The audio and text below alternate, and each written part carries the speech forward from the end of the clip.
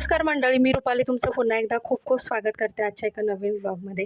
तर इथे बघा फायनली मी साखरपुड्याच्या इथे पोहोचली होती आणि या माझ्या जाऊबाई आहेत आणि मुलीचा बघा अशा प्रकारे छान असा लुक होता। साखरपुड्यासाठी ती तयार झाली होती। तर आमच्याकडे आधी वेगळी साडी म्हणजे कोणत्याही कलरची साडी नेसली जाते आणि साखरपुडा जेव्हा होतो ना त्याच्या आधी तिची ओटी भरून तिला हिरवी साडी दिली जाते आणि मग तीच साडी हिरवी घालून मग साखरपुडा केला जातो। त्यानंतर इथे फोटोग्राफर वगैरे होते, तिचे थोडेसे फोटो वगैरे क्लिक करत होते आणि शूटिंग चालू होती फोटोची। आणि त्यानंतर इथे बाहेर मग मी आली आणि बघा सगळे जवळजवळ गावातली सगळी मंडळी जी होती ती जमा झाली होती आणि दिवसाचा साखरपुडा होता। जनरली संध्याकाळचा वगैरे असतो, पण त्यांनी दिवसाचा साखरपुडा ठेवला होता दुपारी 12-12:30च्या दरम्यान। तर इथे नवरी मुलगी आलेली आहे, सगळ्यांना नमस्कार वगैरे करून मग पुन्हा ती घरात जाते आणि त्यानंतर मग तिची ओटी भरून तिला साडी वगैरे व्यवस्थित नेसवून ग्रीन कलरची पुन्हा मंडपामध्ये येते ती साखरपुड्यासाठी। तर आमच्याकडे अशीच पद्धत आहे, तुमच्याकडे कशी आहे मला नक्कीच सांगा। आणि गावच्या ठिकाणी साखरपुडा होत आहे त्यामुळे खूपच असा छान आणि सुटसुटीत आहे। म्हणजे मुंबईच्या ठिकाणी कसं जागेच्या अभावी खूप गर्दी वगैरे होते, पण इथे सुटसुटीत आहे बघू शकता। तर मी थोडं लांब बसले होते त्यामुळे इतकं काही शूट करायला मला व्यवस्थित मिळालं नाही। चांगल्या पद्धतीने संपन्न झालेला आहे।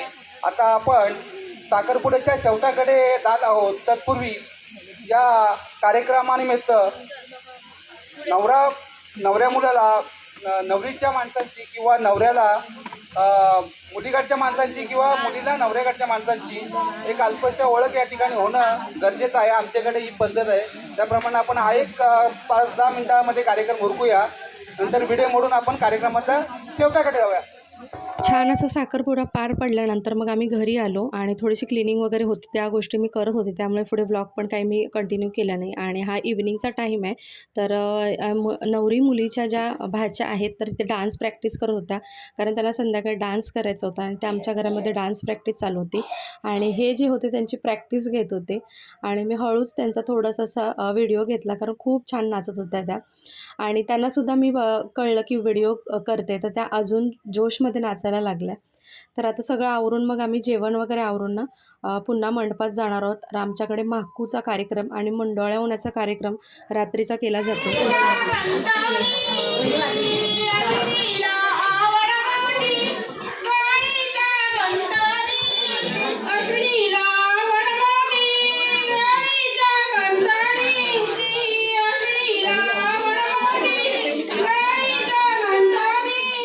तर इथे मुंडावळं होण्याचा कार्यक्रम चालू होता आणि त्यासोबत गाणी बोलणंसुद्धा लग्नाची। तर सगळ्यांच्याच गावी अशा प्रकारे होत असेल, कदाचित तुमच्या गावी होतात की नाही मला नक्की सांगा।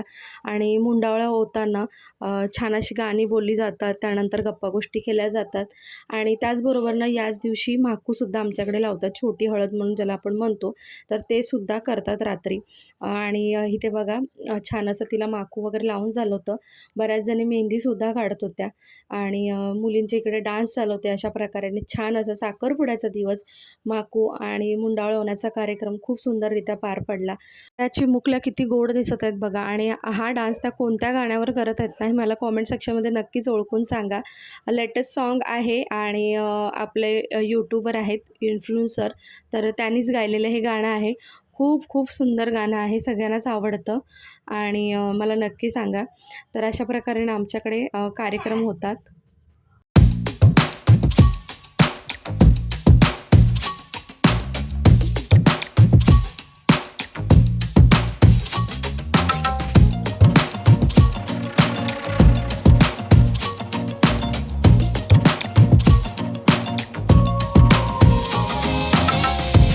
उद्या छान असा हळदीचा प्रोग्राम आहे, तर त्याचा व्लॉगसुद्धा तुमच्यासोबत नक्की शेअर करणार आहे।